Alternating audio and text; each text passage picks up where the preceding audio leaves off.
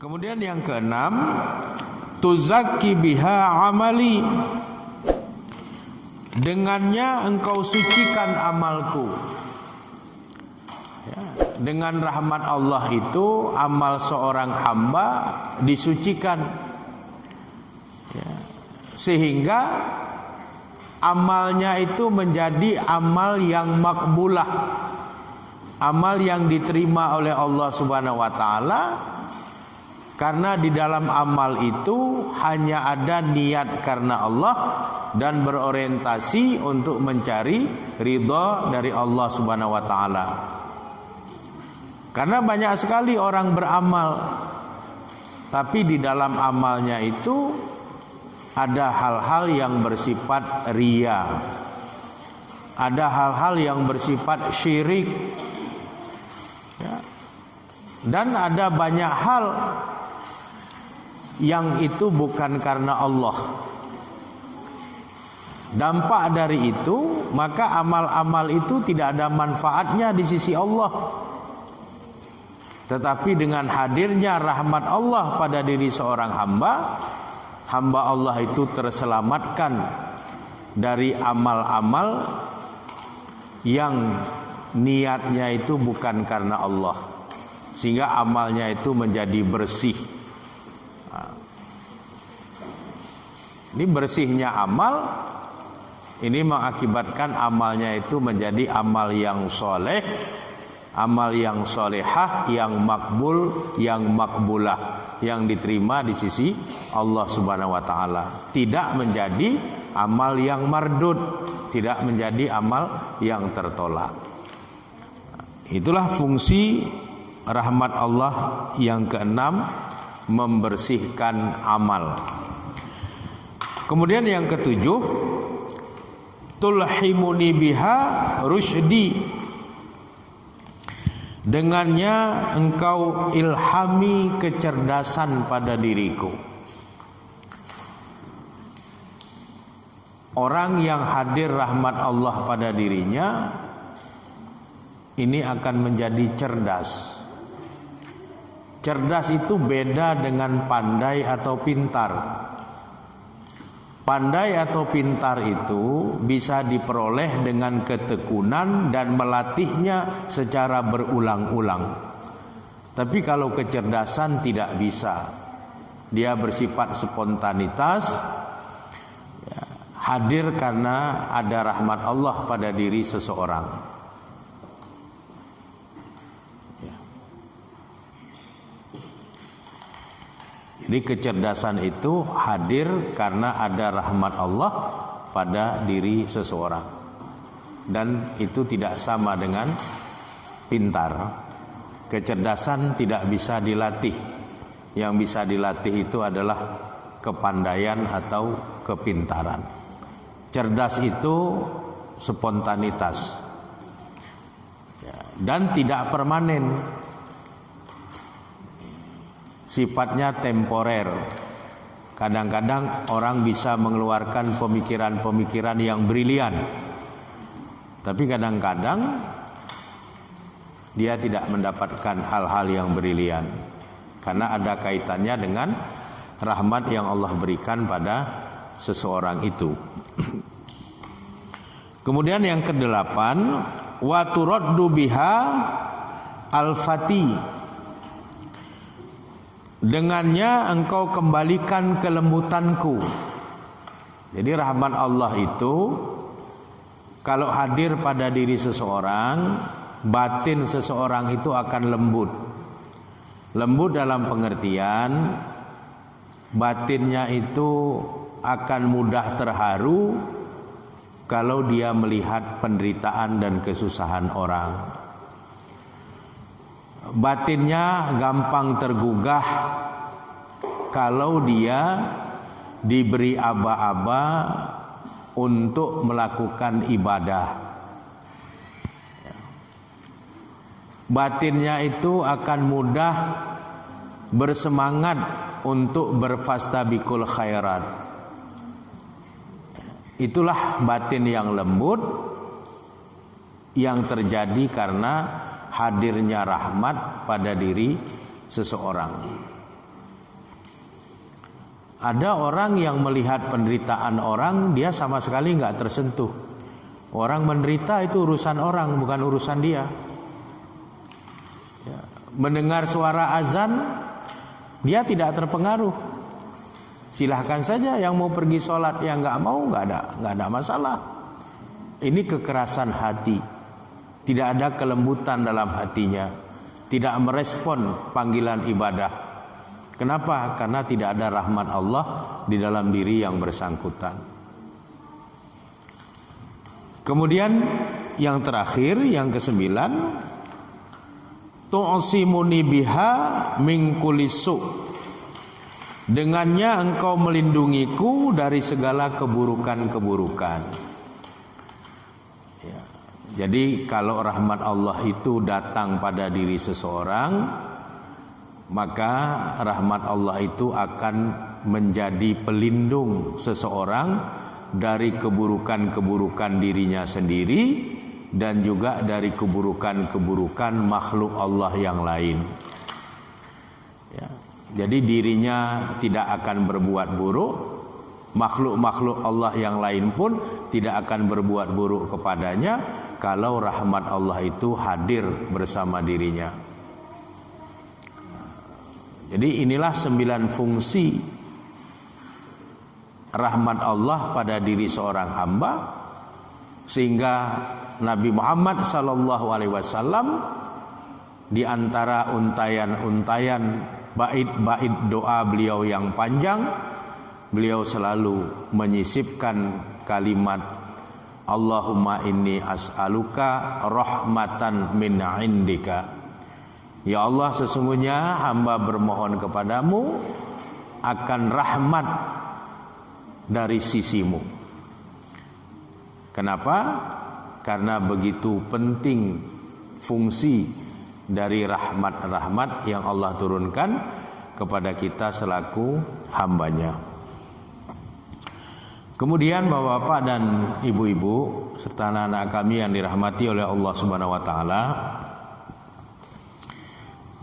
Allah menciptakan 100 rahmat, tapi hanya menurunkan ke bumi 1 rahmat saja. Ya, dengan 1 rahmat itu manusia saling mengasihi, sesama makhluk-makhluk Allah saling mengasihi. Ya. Sehingga dengan demikian kita bisa merasakan manfaat rahmat Allah itu, meskipun ternyata rahmat Allah yang diturunkan ke bumi ini hanya 1% dari 100% rahmat yang Allah ciptakan. Hal ini dijelaskan di dalam hadis riwayat Imam Ahmad nomor hadis 18.046 yang bersumber dari sahabat Jundub bin Abdillah. Rasul bersabda, innallaha khalaqa mi'ata rahmah. Sesungguhnya Allah telah menciptakan 100 buah rahmat. Fa anzalallahu rahmatan wahidah. Maka kemudian Allah hanya menurunkan 1 rahmat saja ke dunia ini. Yata'attafu biha al-khalaiq. Dengan 1 rahmat yang Allah turunkan ke bumi ini, maka 1 rahmat itu menyelimuti semua makhluk-makhluk ciptaan Allah yang ada di bumi. Jinnuha meliputi semua bangsa jin, wa insuha meliputi semua bangsa manusia, wa bahaimuha dan meliputi semua bahaim, semua jenis hewan. Wa indahu tis'un wa tis'un, dan di sisi Allah tersimpan 99 rahmat yang lainnya.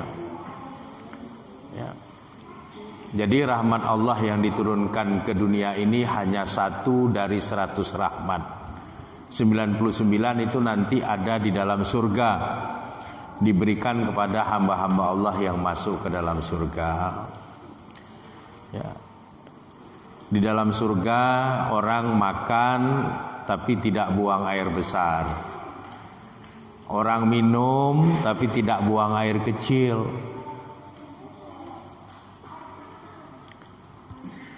Itu di dalam surga. Itu di antara rahmat-rahmat yang 99 yang hanya dinikmati nanti di sana. Di dunia kita hanya diberikan satu rahmat saja.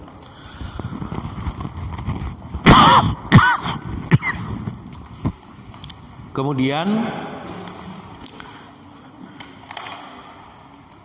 Rasul menjelaskan ada tempat-tempat tertentu yang di situ menjadi tempat tercurahnya banyak rahmat Allah.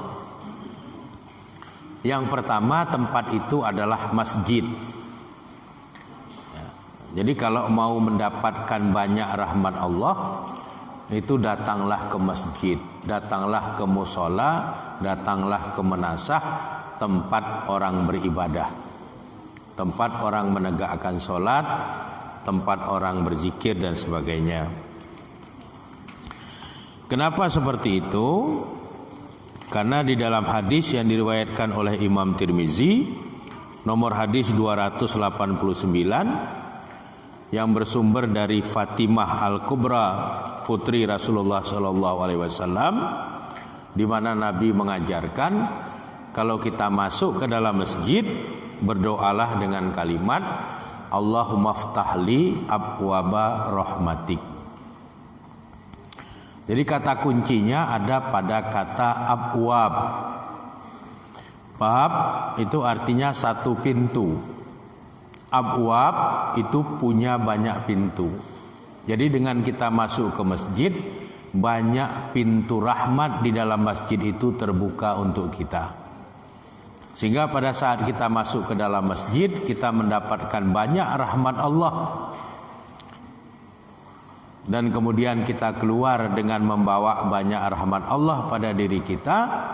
Kemudian kita minta supaya rahmat Allah yang ada bersama kita pada saat kita keluar dari masjid itu membuat kita memiliki banyak fadilah, banyak keutamaan. Sehingga pada waktu kita keluar dari masjid, kita berdoa dengan kalimat Allahumma inni as'aluka min fadlik. Kalau masuk mengawalinya dengan kaki kanan, pada waktu kita keluar mengawalinya dengan kaki kiri, supaya kita keluar dengan membawa rahmat, tapi orang lain juga tidak kehilangan rahmatnya yang ada di dalam masjid itu.